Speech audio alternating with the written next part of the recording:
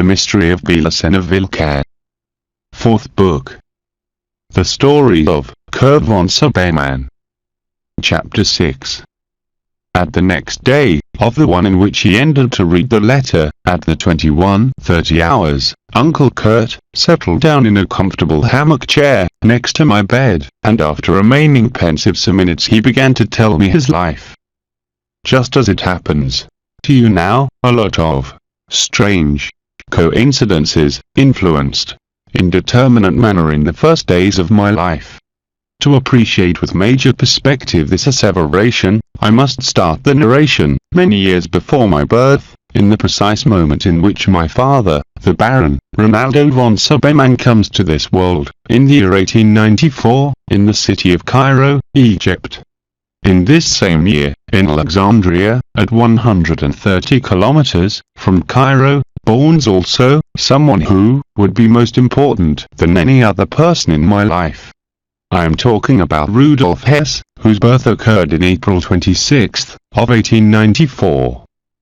Even for the distances between both cities, my father and Rudolf Hess soon met each other, because the parents of Hess sent him to study in the French school of Cairo, the school in which Dad concurred since the 6 to the 12 years.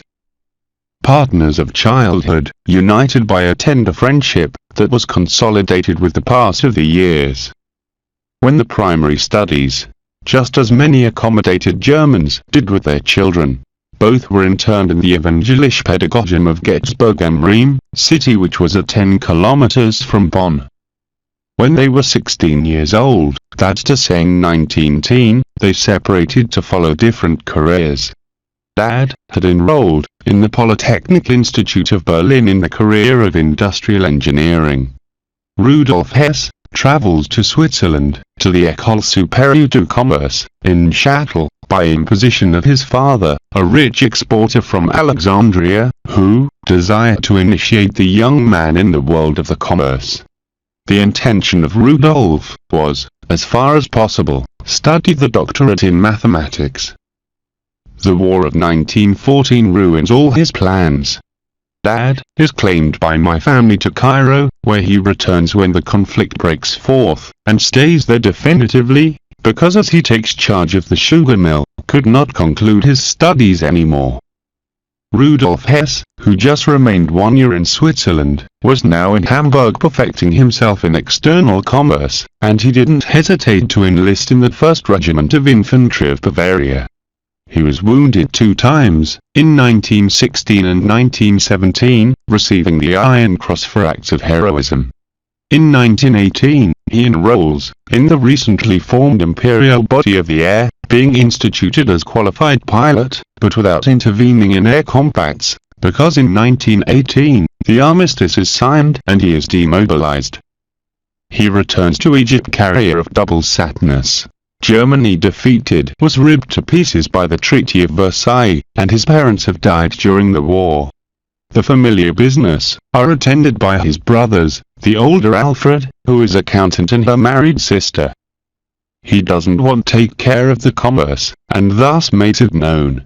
He thinks to go back to Germany to study, not mathematics anymore, but history or philosophy, and dedicate the time that he passes in Egypt to search for answers to such great misfortune. Answers that only the initiates in the great Islamic or Gnostic sects can give, and from which Alexandria in particular, and Egypt a fertile seedbed.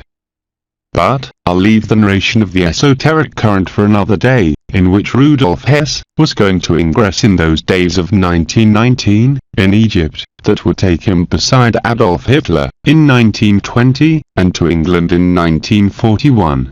I'll continue with the chronological development of the main facts that interest to the history, and then we'll analyze these things. It seems that Uncle Kurt was a precise narrator, who knew what he wanted to say, and he didn't move away from it. I realized that many days would pass until he could complete his memories, and this perspective rejoiced me. In February 1919, Uncle Kurt continued imperturbable. Rudolf Hess traveled to Cairo to visit Dad and another friend, Omar Nortis.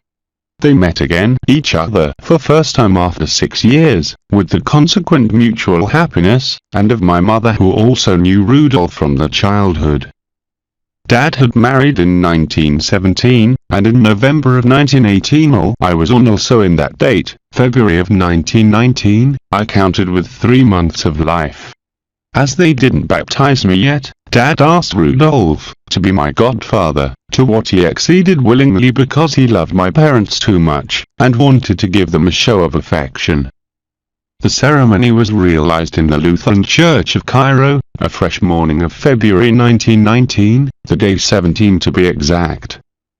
"Here you have Nif, the first coincidence," said my uncle with reflexive tone, because the young war hero of 25 years, that was taking me in his arms, would be 15 years later, Minister of the German state, and the right hand of the Chancellor Adolf Hitler, his Stellvertreter. In Egypt, as in all the foreign countries, the German community organized the Hitlerjugend, for the training of his children, Hitler's youths, with the supervision of the military aggregations of the German embassy. Inside this movement, figured a junior group called Jungvolk, for children from 10 to 15 years old, in which I entered at my 10 years old, when I was still on the primary studies in the German School of Cairo. I graduated on July of 1933. We left from Alexandria on a merchant ship that, with few calls at port, was going directly to Venice. Thence we would continue to Berlin by train. In those days, Rudolf Hess was a very important personage in the Third Reich, and incredibly popular amongst the members of the German community of Egypt, who felt rewarded with the triumph of one of theirs. Rudolf worked hard all those years to contribute for the victory of the Führer, and except for some journeys every 1 or 2 years, he had abandoned his first Egyptian homeland completely. Nevertheless, he never forgot his friends, who were not a lot, neither his godson Kurt von Saubermann. Invariably, we received a Christmas card every year, and when we needed a drum in the Jungvolk, I remember that Dad urged me to write a letter to my prestigious godfather, who not only responded me kindly, but, with a letter in which stimulated me to study, and persevere in the Hitlerjugend, but, he also occupied of my infantile request.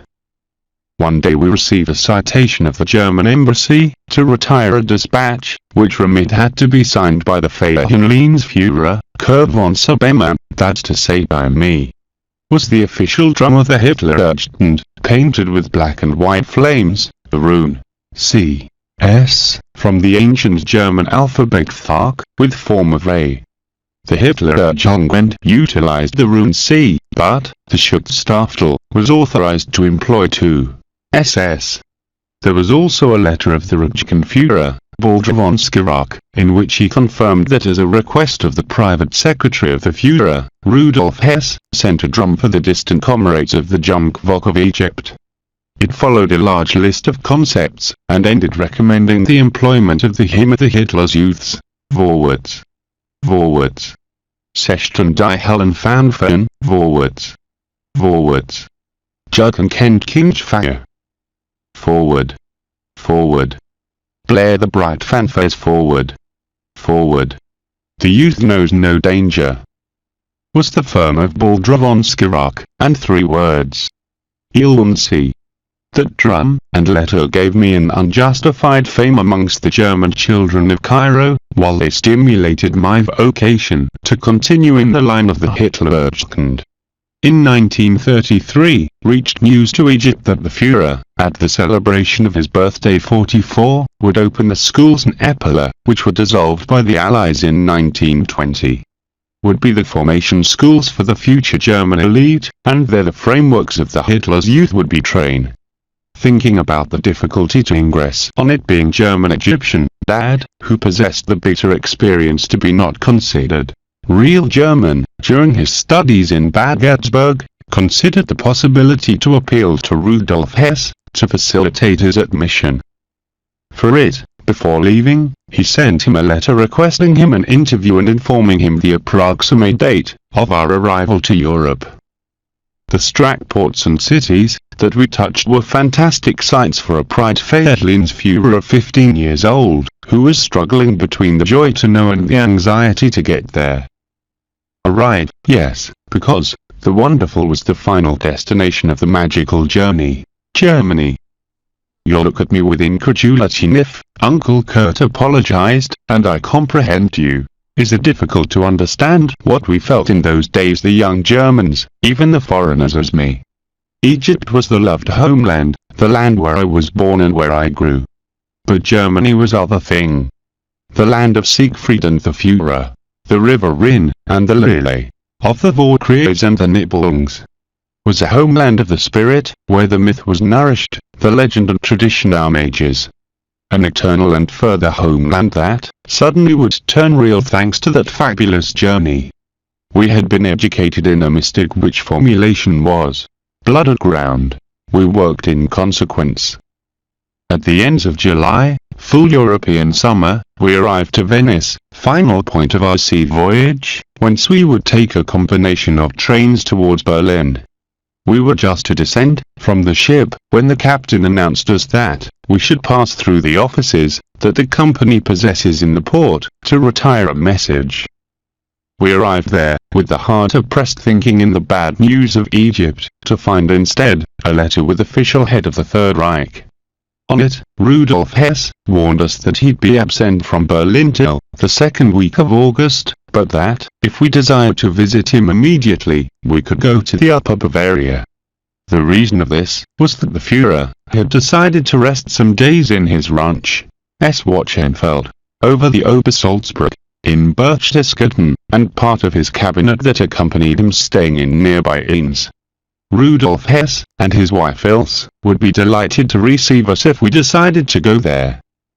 Dad could not hide his satisfaction, because this situation was also beneficial for our plans. On one hand, we save ourselves to travel hundreds of kilometers, due to, from Venice to Berchtesgaden are just 200 kilometers, while to Berlin more than 1,000. On the other hand, we had the possibility to interview Rudolf, out of every official protocol, without suffering the interference of secretaries or assistants, and disposing from time to talk and remember the good years. The view of the legendary Venice, the pass through Austria, and the arrival to the Bavarian Alps, were the ingress threshold to a new and wonderful world. Since the moment in which I stepped Bavarian ground, I noticed that the air was as electrifying as if a hidden motor was sending powerful vibrations through the ether. Was something so evident in those days, or years, that anyone moderately predisposed could perceive it. These vibrations, which were not captured with a physical organ, gave to the receptive spirit a message: Germany awake. But this translation in 2 words is rough. It seems an elemental patriotic proclamation does not transmit exactly what such a mysterious force evoked in our spirit. I'll try to explain it. Germany awake, it said, and, who heard it, not thought in the geographical Germany, not even in the Third Reich, but it was clearly felt in another world, without frontiers, in a Germany without time nor space, whose unique limits were justly the ones fixed by this same vibration. Germany would only conclude where the unifying vibration be not perceived anymore. Now everyone knew Germany was also that inaudible sound called Volksschwingen. Germany awake, said the transcendental message, in Germany, like the phoenix bird, was rising from the ashes of its last defeats. It would become in the epicenter of a new Weltanschauung in which the infamies of the Jewish world conspiracy and the subversion Marxist-Leninist would have no place. The Dun Revolution would bring a new order that would only admit, on its leading elite, the hierarchy of the spirit, would be superior, those who were really thus by themselves, regardless of any other condition. This perspective stimulated the healthy competition, inflated new hopes, and encouraged everyone to share the adventure of the German awakening. And nobody should doubt, because the new order was guaranteed, assured on its purity by the figure of the Führer. Yes, finally Germany had its Führer. He was the real architect of the new order, the chief, who would guide the German people to the victory. Was the year 1933, Germany was awakening, Adolf Hitler was the Führer.